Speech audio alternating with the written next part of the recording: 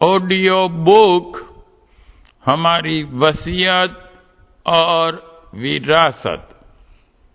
Chapter 20 स्थूल का सूक्ष्म शरीर में परिवर्तन, सूक्ष्मीकरण। युग परिवर्तन की यह एक ऐतिहासिक वेला है। इन 20 वर्षों में हमें जमकर काम करने की ड्यूटी सौंपी गई है। सन 1980 से लेकर अब तक के 5 वर्षों में जो काम हुआ है, पिछले 30 वर्षों की तुलना में कहीं अधिक है। समय की आवश्यकता के अनुरूप तत्परता बरती गई है और खपत को ध्यान में रखते हुए तदनुरूप शक्ति अर्जित की गई। यह वर्ष कितनी जागरूकता, तन्मयता, एकाग्रता और पुरुषार्थ की चरम सीमा तक पहुंचकर व्यतीत करने पड़े हैं, उनका उल्लेख उचित न होगा, क्योंकि इस तत्परता का प्रतिफल 2400 प्रज्ञा पीठों और 15,000 प्रज्ञा संस्थानों के निर्माण के अतिरिक्त और कुछ प्रत्यक्ष दृष्टिगोचर नहीं होता। एक कड़ी हर दिन एक फोल्डर लिखने की इसमें और जोड़ी जा सकती है। शेष सब कुछ परोक्ष है। परोक्ष का प्रत्यक्ष लेखा जोखा किस प्रकार संभव हो? युग संधि की वेला में अभी 15 वर्ष और रह जाते हैं। इस अवधि में गति चक्र और भी तेजी से भ्रमण करेगा। एक और उसकी गति बढ़ानी होगी, दूसरी और रोकनी। विनाश को रोकने और विकास को बढ़ाने की आवश्यकता पड़ेगी। दोनों ही गतियां इन दिनों मंथर हैं। इस हिसाब से सन 2000 तक उस लक्ष्य की उपलब्धि न हो सकेगी जो अभिष्ट है। इसीलिए सृष्टि के प्रयास चक्र निश्चित रूप से तीव्र होंगे। उसमें हमारी भी गीध गिलहरी जैसी भूमिका है। काम कौन, कब कब, किस प्रकार करें, यह बात आगे की है। प्रश्न जिम्मेदारी का है। युद्ध काल में जो जिम्मेदारी सेनापति की होती है, वही खाना पकाने वाले की भी है। आपत्ति काल में उपेक्षा कोई नहीं बरत सकता। इस अवधि में एक साथ कई मोर्चों पर एक साथ लड़ाई लड़नी होगी। समय ऐसे भी आते हैं जब खेत की फसल काटना, जानवरों को चारा लाना, बीमार लड़के का इलाज करना, मुकदमे की तारीख पर हाजिर होना, घर आए मेहमान का स्वागत करना जैसे कई काम एक ही आदमी को एक ही समय पर करने होते हैं। युद्ध काल में तो बहुमुखी चिंतन और उत्तरदायित्व और भी अधिक सघन तथा विरल हो जाता है। किस मोर्चे पर कितने सैनिक भेजना है, जो लड़ रहे हैं उनके लिए गोला बारूद कम न पड़ने देना, रसद का प्रबंध रखना, अस्पताल का दुरुस्त होना, मरे हुए सैनिकों को ठिकाने लगाना, अगले मोर्चे के लिए खाइयां खोदना जैसे काम बहुमुखी होते हैं। सभी पर समान ध्यान देना होता है। एक में भी चूक होने पर बात बिगड़ जाती है, करा धरा चौपट हो जाता है। हमें अपनी प्रवृत्तियां बहुमुखी बढ़ा लेने के लिए कहा गया है। इसमें सबसे बड़ी कठिनाई स्थूल शरीर का सीमा बंधन है। यह सीमित है, सीमित क्षेत्र में ही काम कर सकता है, सीमित ही वजन उठा सकता है। काम असीम क्षेत्र से संबंधित हैं और ऐसे में जिनमें एक साथ कितनों से ही वास्ता पड़ना चाहिए। यह कैसे बने? इसके लिए एक तरीका यह है कि स्थूल शरीर को बिल्कुल ही छोड़ दिया जाए और जो करना है उसे पूरी तरह एक या अनेक सूक्ष्म शरीरों से संपन्न करते रहा जाए। निर्देशक को यदि यही उचित लगेगा तो उसे निपटाने में पल भर की भी देर नहीं लगेगी। स्थूल शरीरों का एक झंझट है कि उनके साथ कर्मफल के भोग विधान जुड़ जाते हैं। यदि लेन देन बाकी रहे तो अगले जन्म तक वह भार लदा चला जाता है और फिर खींचतान करता है।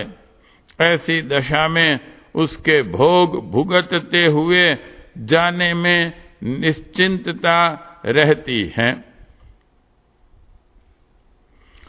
रामकृष्ण परमहंस ने आशीर्वाद वरदान बहुत दिए थे। उपार्जित पुण्य भंडार कम था। हिसाब चुकाने के लिए गले का कैंसर बुलाया गया।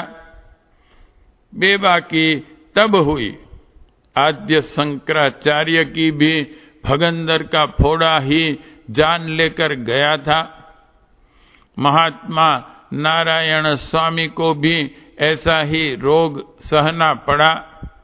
गुरु गोलवलकर कैंसर से पीड़ित होकर स्वर्गवासी हुए। ऐसे ही अन्य उदाहरण हैं जिनमें पुण्यात्माओं को अंतिम समय व्यथापूर्वक बिताना पड़ा।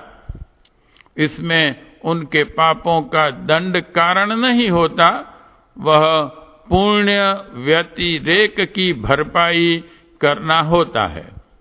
वे कईयों का कष्ट अपने ऊपर लेते रहते हैं। बीच से चुका सकें तो ठीक, अन्यथा अंतिम समय हिसाब किताब बराबर करते हैं ताकि आगे के लिए कोई झंझट शेष न रहे और जीवन मुक्त स्थिति बने रहने में पीछे का कोई कर्मफल व्यवधान न करें। मूल प्रश्न जीव सत्ता के सूक्ष्मीकरण का है। सूक्ष्म व्यापक होता है, बहुमुखी भी। एक ही समय में कई जगह काम कर सकता है, कई उत्तरदायित्व एक साथ ओढ़ सकता है, जबकि स्थूल के लिए एक स्थान एक सीमा के बंधन हैं। स्थूल शरीरधारी अपने भाग दौड़ के क्षेत्र में ही काम करेगा, साथ ही भाषा ज्ञान के अनुरूप विचारों का आदान प्रदान कर सकेगा, किंतु सूक्ष्म में प्रवेश करने पर भाषा संबंधी झंझट दूर हो जाते हैं। विचारों का आदान प्रदान चल पड़ता है। विचार सीधे मस्तिष्क या अंतराल तक पहुंचाए जा सकते हैं। उनके लिए भाषा माध्यम आवश्यक नहीं। व्यापकता की दृष्टि से यह एक बहुत बड़ी सुविधा है। यातायात की व्यवस्था भी स्थूल शरीरधारी को चाहिए। पैरों के सहारे तो यह 1 घंटे में प्रायः 3 मील ही चल पाता है। वाहन जिस गति का होगा उसकी दौड़ भी उतनी ही रह जाएगी। एक व्यक्ति की एक जीभ होती है, उसका उच्चारण उसी से होगा, किंतु सूक्ष्म शरीर की इंद्रियों पर इस प्रकार का बंधन नहीं है। उनकी देखने की, सुनने की, बोलने की सामर्थ्य स्थूल शरीर की तुलना में अनेक गुनी हो जाती हैं। एक शरीर समयानुसार अनेक शरीर में भी प्रतिभाषित हो सकता है। रास के समय श्री कृष्ण के अनेक शरीर गोपियों का अपने साथ सह नृत्य करते देखते थे। कंस वध के समय तथा सिया स्वयंवर के समय उपस्थित समुदाय को राम और कृष्ण की विभिन्न प्रकार की आकृतियां दृष्टिगोचर हुई थी। विराट रूप के दर्शन में भगवान ने अर्जुन को यशोदा को जो दर्शन कराया था वह उनके सूक्ष्म एवं कारण शरीर का ही आभास था। अलंकार काव्य के रूप में उसकी व्याख्या की जाती है, सो भी किसी सीमा तक ठीक ही है। यह स्थिति शरीर त्यागते ही हर किसी को उपलब्ध हो जाए, यह संभव नहीं। भूत प्रेत चले तो सूक्ष्म शरीर में जाते हैं, पर वे बहुत ही अनगढ़ स्थिति में रहते हैं। मात्र संबंधित लोगों को ही अपनी आवश्यकताएं बताने भर के कुछ दृश्य कठिनाई से दिखा सकते हैं। पीतर स्तर की आत्माएं उससे कहीं अधिक सक्षम होती हैं। उनका विवेक एवं व्यवहार कहीं अधिक उदात्त होता है। उसके लिए उनका सूक्ष्म शरीर पहले से ही परिष्कृत हो चुका होता है। सूक्ष्म शरीर को उच्च स्तरीय क्षमता संपन्न बनाने के लिए विशेष प्रयत्न करने पड़ते हैं। वे तपस्वी स्तर के होते हैं। सामान्य काया को सिद्ध पुरुष अपनी काया की सीमा में रहकर जो दिव्य क्षमता अर्जित कर सकते हैं, कर लेते हैं, उसी से दूसरों की सेवा सहायता करते हैं। किंतु शरीर विकसित कर लेने वाले उन सिद्धियों के भी धनी देखे गए हैं, जिन्हें योग शास्त्र में अणिमा, महिमा, लगिमा आदि कहा गया है। शरीर का हल्का, भारी, दृश्य अदृश्य हो जाना, यहाँ से वहाँ जा पहुँचना प्रत्यक्ष शरीर के रहते हुए संभव नहीं, क्योंकि शरीरगत परमाणुओं की संरचना ऐसी नहीं है जो पदार्थ विज्ञान की सीमा मर्यादा से बाहर जा सके। कोई मनुष्य हवा में नहीं उड़ सकता और न पानी पर चल सकता है।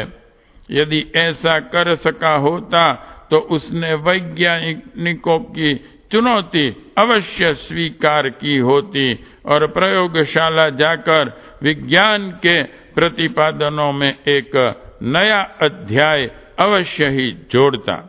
किंवदंतियों के आधार पर कोई किसी से इस स्तर की सिद्धियों का बखान करने में भी लगे तो उसे अत्युक्ति ही माना जाएगा। अब प्रत्यक्ष को प्रामाणिक किए बिना किसी की गति नहीं।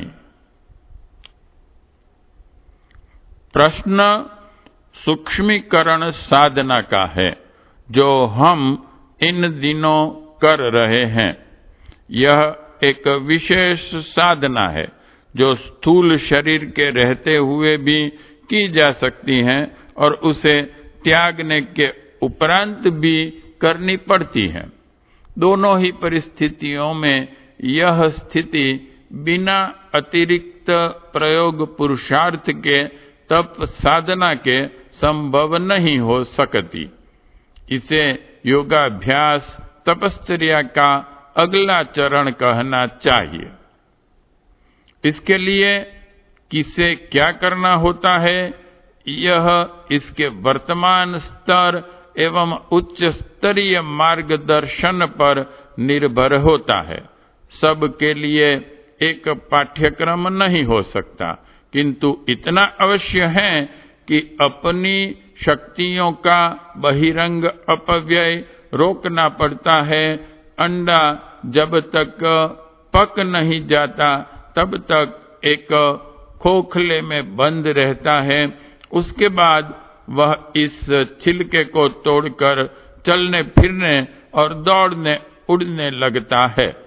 लगभग यही अभ्यास सूक्ष्मीकरण के हैं जो हमने पिछले दिनों किए हैं। प्राचीन काल में गुफा सेवन, समाधि आदि का प्रयोग प्रायः इसी निमित्त होता था। सूक्ष्म शरीरधारियों का वर्णन और विवरण पुरातन ग्रंथों में विस्तार पूर्वक मिलता है। यक्ष और युधिष्ठिर के मध्य विग्रह तथा विवाद का महाभारत में विस्तार पूर्वक वर्णन है। यक्ष, गंधर्व, ब्रह्म, राक्षस जैसे कई वर्ग सूक्ष्म शरीरधारियों के थे। विक्रमादित्य के साथ 5 वीर रहते थे। शिव जी के गण वीरभद्र कहलाते थे। भूत, प्रेत, जिंद, मसानों की अलग ही बिरादरी थी। अल्लादीन का चिराग जिनने पढ़ा है, उन्हें इस समुदाय की गतिविधियों की जानकारी होगी। छाया पुरुष द्वारा साधना में अपने निज के शरीर से ही एक अतिरिक्त सत्ता गढ़ ली जाती है और वह एक समर्थ साथी सहयोगी जैसा काम करती है। इन सूक्ष्म शरीरधारियों में अधिकांश का उल्लेख हानिकारक या नैतिक दृष्टि से हे स्तर पर हुआ है। संभव है उन दिनों अतृप्त विक्षुब्ध स्तर के योद्धा रणभूमि में मरने के उपरांत ऐसे ही कुछ हो जाते रहे हों। उन दिनों युद्धों की मार काट ही सर्वत्र संव्याप्त थी। साथ ही सूक्ष्म शरीरधारी देवर्षियों का भी कम उल्लेख नहीं है। राजर्षि और ब्रह्मर्षि तो स्थूल शरीरधारी ही होते थे, पर जिनकी गति सूक्ष्म शरीर में भी काम करती थी वे देवर्षि कहलाते थे। वे वायुभूत होकर विचरण करते थे। लोकांतरों में जा सकते थे। जहां आवश्यकता अनुभव करते थे वहां भक्त जनों का मार्गदर्शन करने के लिए अनायास ही जा पहुंचते थे। ऋषियों में से अन्य कईयों के भी ऐसे उल्लेख मिलते हैं। वे समय समय पर धैर्य देने, मार्गदर्शन करने या जहां आवश्यकता समझी है वहां पहुंचे प्रकट हुए हैं। पैरों से चलकर जाना नहीं पड़ा है। अभी भी हिमालय के कई यात्री ऐसा विवरण सुनाते हैं कि वह राह भटक जाने पर कोई उन्हें उपयुक्त स्थल तक छोड़कर चला गया। कईयों ने किन्हीं गुफाओं में शिखरों पर अदृश्य योगियों को दृश्य तथा दृश्य को अदृश्य होते देखा है। तिब्बत के लामाओं की ऐसी कितनी ही कथा गाथाएं सुनी गई हैं। थियोसॉफिकल सोसाइटी की मान्यता है कि अभी हिमालय के ध्रुव केंद्र पर एक ऐसी मंडली है जो विश्व शांति में योगदान करती है। इसे उन्होंने अदृश्य सहायक नाम दिया है। यहाँ स्मरण रखने योग्य बात यह है कि यह देवर्षि समुदाय भी मनुष्यों का ही एक विकसित वर्ग है।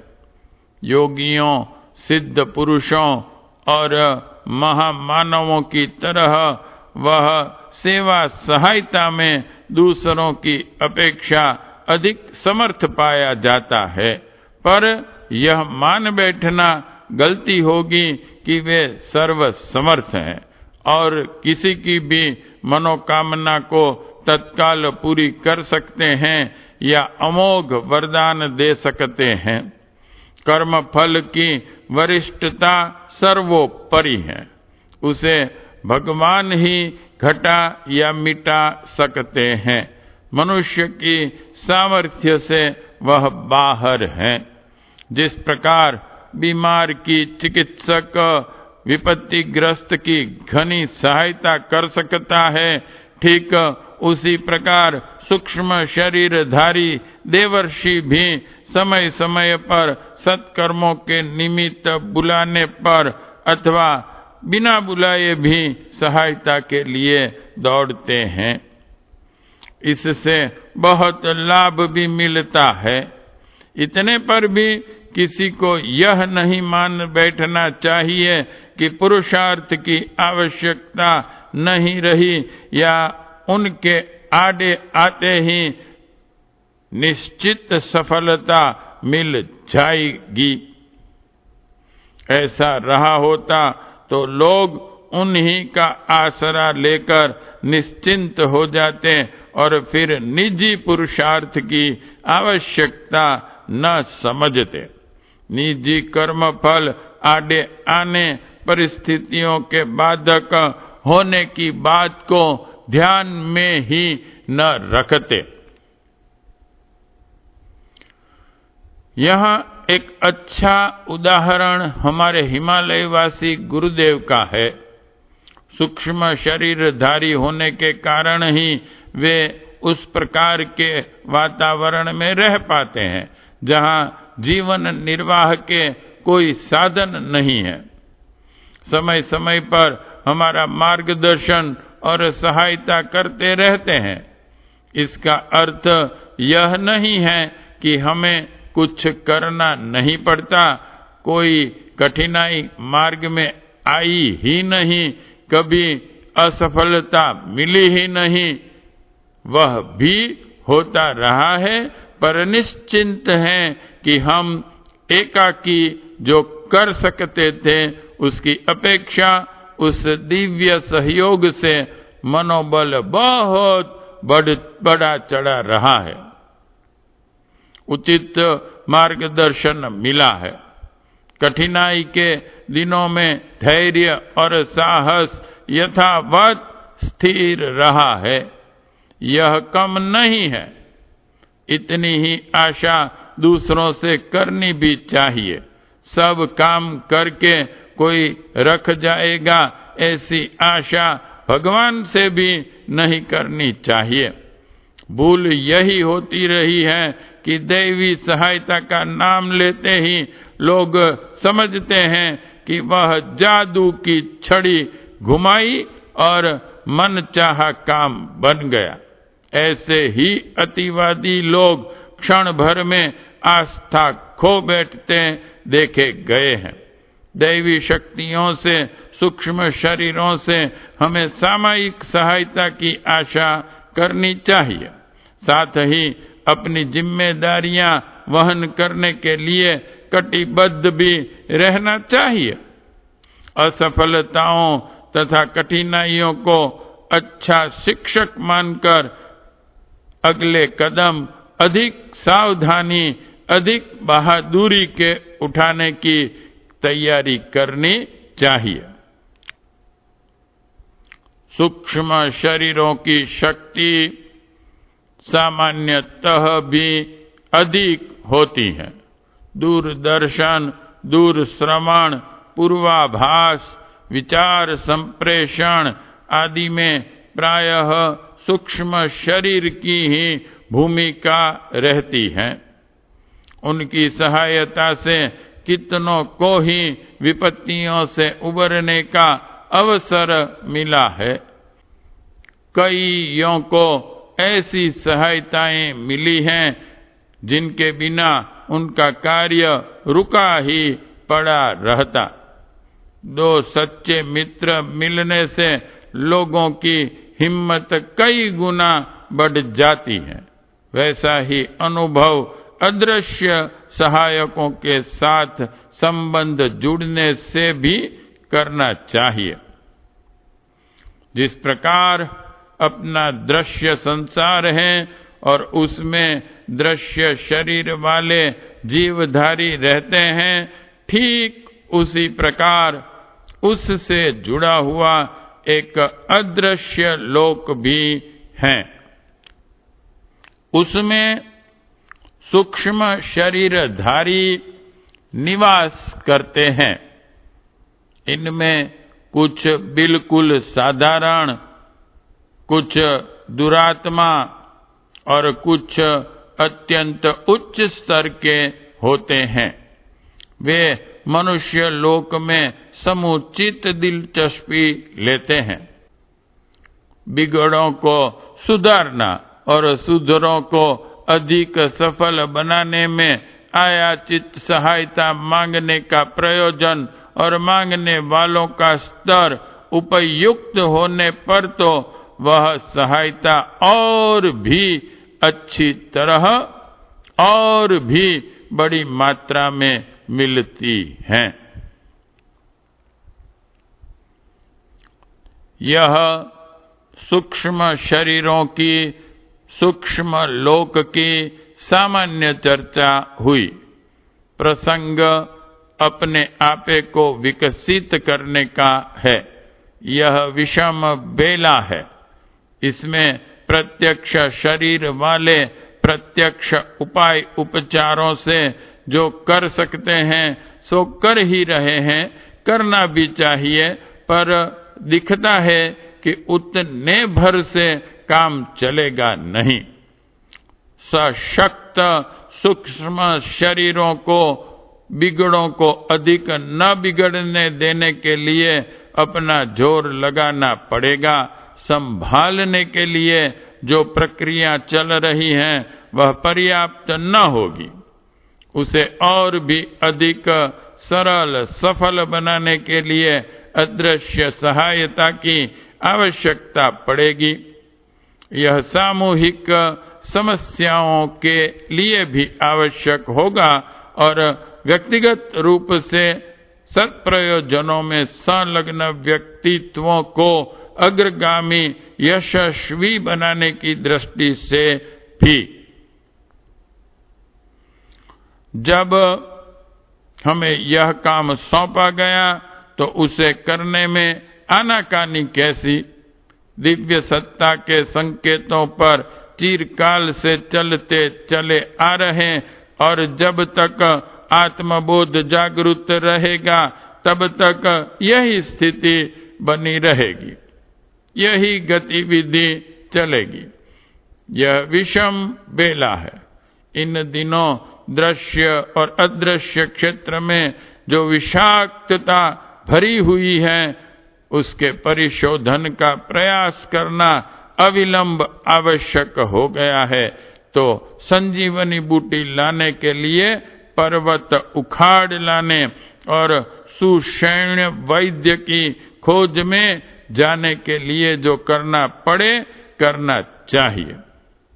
यह कार्य स्थूल शरीर को प्रसुप्त से जागृत स्थिति में लाने के लिए हमें अविलंब जुटना पड़ा और विगत 2 वर्षों में कठोर तपश्चर्या का, एकांत साधना का अवलंबन लेना पड़ा। चैप्टर 20 समाप्त।